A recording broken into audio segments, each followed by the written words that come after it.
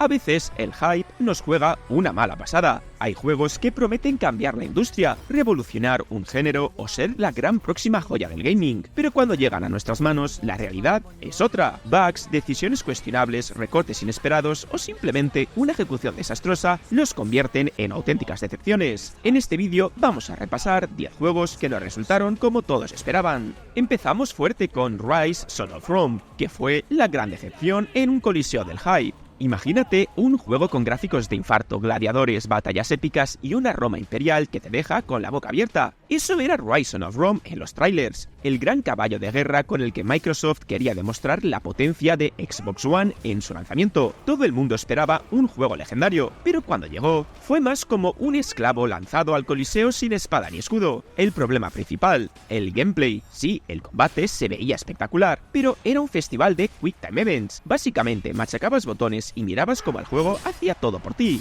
No importaba si te currabas un combo digno de un dios de la guerra, las ejecuciones siempre se reducían a lo mismo: pulsa un botón en el momento justo y disfruta de la escena cinemática. Lo peor es que no fallar no tenía ninguna consecuencia real. Pulsaras bien o mal, el enemigo moría igual, así que al final la jugabilidad se sentía repetitiva y superficial. La historia pintaba bien: un soldado romano, traiciones y venganza, pero el guión tampoco terminaba de ser épico. Todo estaba contado con seriedad, pero no tenía momentos realmente memorables. Lo único que destacaba era su brutalidad, pero sin una historia que te atrapara solo quedaba el espectáculo visual. Y hablando de lo visual, aquí sí que Rise brillaba como el oro en los templos romanos. Era sin duda uno de los juegos más impresionantes de su época, con detalles enfermizos en armaduras, escenarios y expresiones faciales. Pero ahí estaba el problema: parecía más una demo técnica que un juego profundo. Si Rise se sintió vacío pese a su belleza, We Happy Few nos engañó con una sonrisa falsa. Cuando We Happy Few apareció por primera vez, parecía la mezcla perfecta entre BioShock y 1984,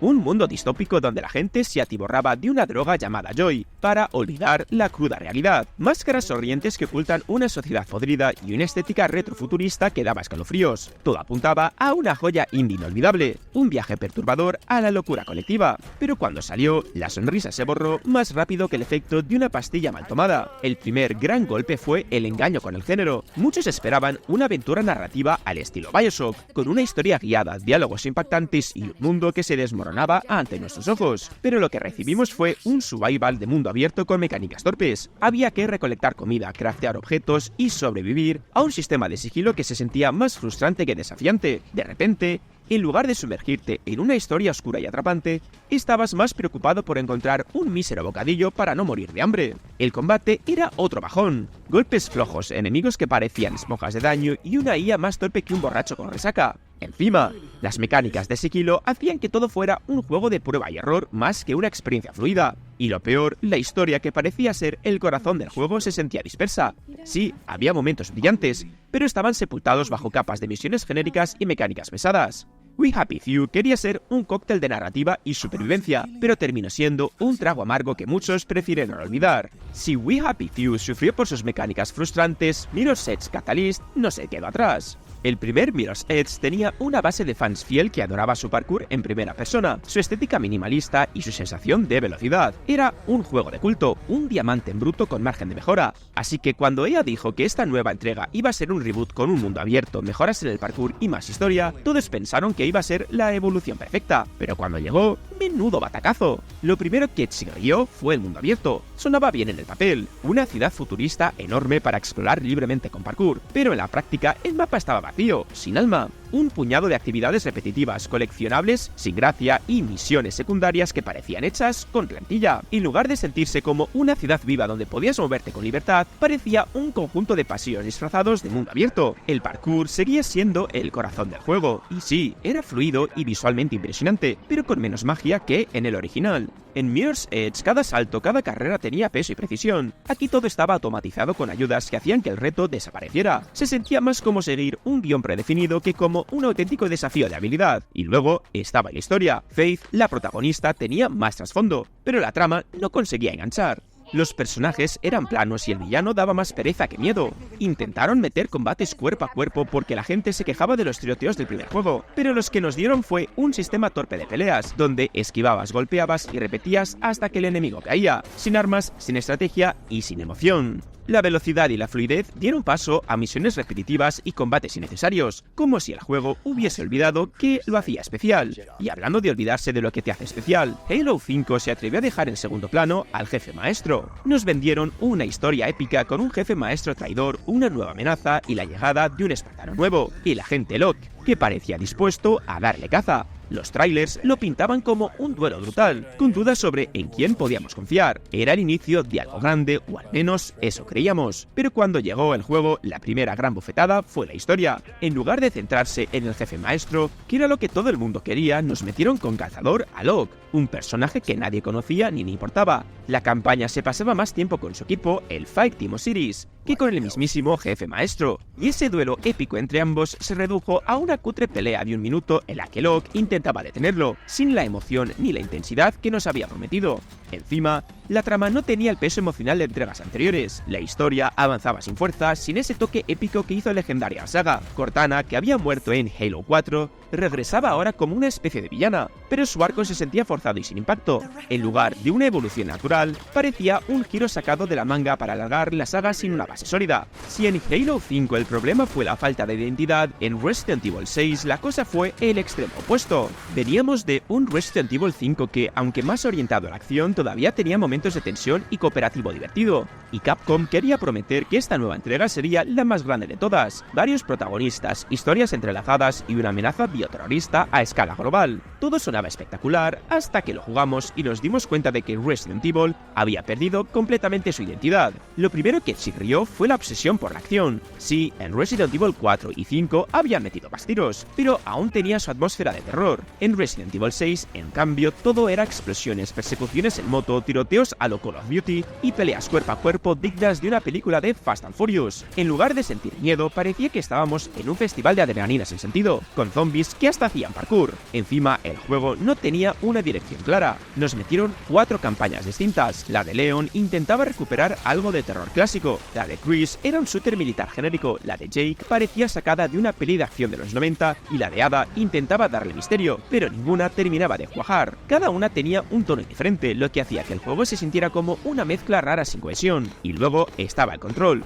Intentaron hacerlo más dinámico con esquivas, disparos en movimiento y ataques físicos exageradísimos, pero en lugar de mejorar la experiencia, hacía que todo se sintiera más caótico. Añade una historia confusa con mutaciones absurdas, jefes que regresaban una y otra vez, y una duración innecesariamente larga, y el resultado fue un juego que quería hacerlo todo y terminó sin hacer nada bien. Si Resident Evil 6 perdió el rumbo con el exceso de acción, The Crew lo hizo con su mundo abierto. Cuando The Crew se anunció, soñaba como el sueño húmedo de cualquier amante de los coches, un mundo abierto gigantesco que abarcaba todo Estados Unidos, un multijugador siempre activo, persecuciones policiales, carreras callejeras y una historia de venganza digna de Fast and Furious. Se suponía que iba a ser la revolución del género, el juego que nos haría sentir que formábamos parte de una hermandad de pilotos al margen de la ley.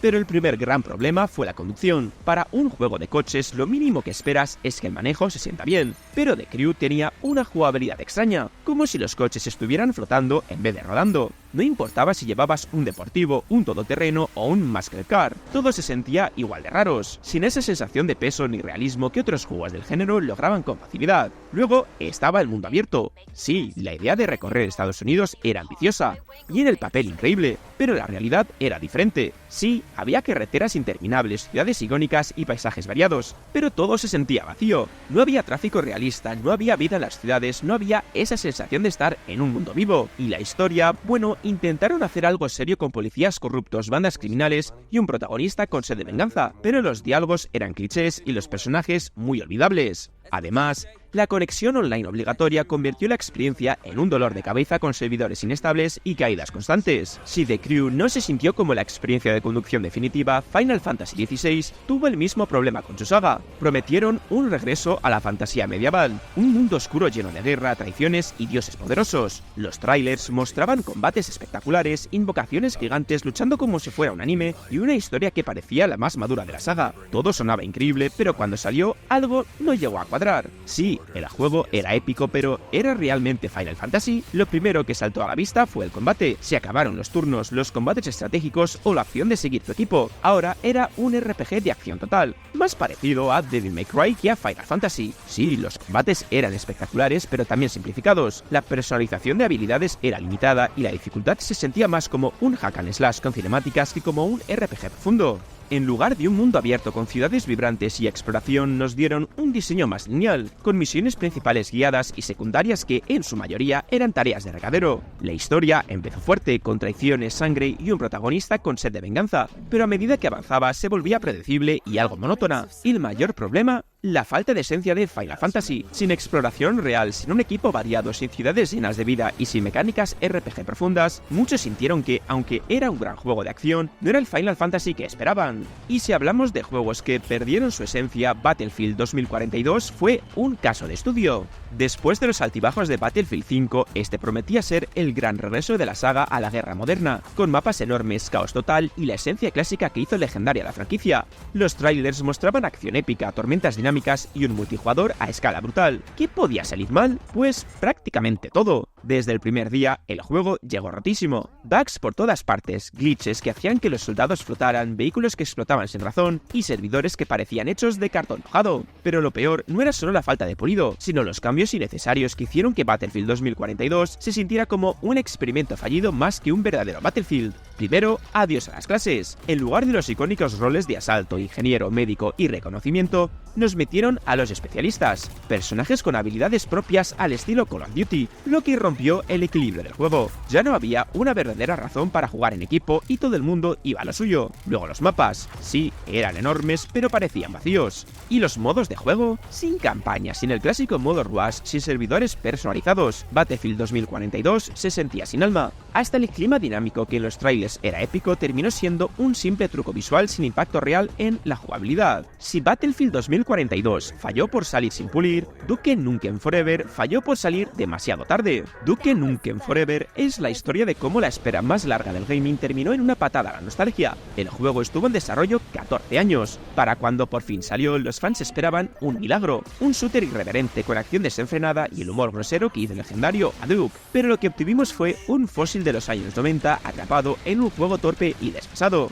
En una época donde los FPS habían evolucionado, Duke Nukem Forever se sentía anticuado, movimientos lentos, disparos sin impacto y un sistema de armas limitado a solo 2 al mismo tiempo. Algo ridículo considerando que el Duke Nukem 3D original dejaba cargar todo con su arsenal. La historia intentó ser una parodia, pero terminó siendo un chiste sin gracia. Duke sigue siendo el mismo macho alfa de siempre, pero esta vez sus frases sonaban más forzadas que divertidas. En lugar de carisma parecía un tío pesado intentando recordar que era cool hace 20 años, y el humor, lo que antes era satiria, aquí parecía simplemente rancio y fuera de lugar. En lugar de escenarios abiertos llenos de acción, el juego estaba lleno de pasillos lineales, secciones de plataformas torpes y misiones absurdas como llevar un excremento de un lado a otro. Sí, eso pasó. Y los gráficos, tras 14 años de desarrollo, se veían desfasados en el día 1. Modelos básicos, texturas feas y tiempos de carga absurdamente largos. Y cerramos este vídeo con Outriders, que al igual que Duke Nukem Forever prometió algo que nunca entregó. Cuando Outriders apareció en el radar, la gente se emocionó. Un shooter looter con poderes locos, una historia de ciencia ficción oscura y acción cooperativa frenética. Prometía ser la mezcla perfecta entre Destiny, Gears of War y Mass Effect, pero con su propia identidad. Todo apuntaba a que sería el nuevo vicio del género, hasta que lo jugamos y nos dimos cuenta de que estábamos equivocados. Lo primero que rompió el hype fue la historia. Outriders intentaba ser serio, oscuro y maduro, pero lo que nos dieron fue un guión cliché con personajes olvidables. La premisa de explorar un nuevo planeta y reconstruir la humanidad tenía potencial, pero en su lugar nos metieron una guerra sin alma entre facciones genéricas. El gameplay era el punto fuerte, al menos al principio. Al principio, usar poderes mientras disparabas era divertido, pero luego llegaba la rutina. Enemigos con barras de vida gigantes, coberturas inútiles y dificultad basada en números inflados en vez de estrategia real. Encima, el matchmaking era una pesadilla. Bugs, desconexiones, tiempos de carga eternos. Jugar con amigos se sentía más como un reto técnico que una experiencia divertida. Y los loots, el botín. Un shooter looter necesita un buen sistema de recompensas, pero aquí todo era pura aleatoriedad. Pasabas horas para conseguir un alma legendaria y cuando por fin la obtenías, ni siquiera era mejor que la basura que ya tenías. Y con esto terminamos este vídeo por estos juegos que prometieron la luna y nos dejaron mirad al suelo. Títulos que parecían destinados a la grandeza, pero que terminaron en decepción, ya sea por falta de identidad, ideas mal ejecutadas o simples decisiones que nadie pidió. Así que ya sabes, si te ha gustado el vídeo, deja un buen like y suscríbete si no lo estabas. Y ahora te toca a ti. ¿Qué otro juego te ha dejado con una sensación de esto no era lo que esperaba? Déjamelo en comentarios y nos vemos en el próximo vídeo.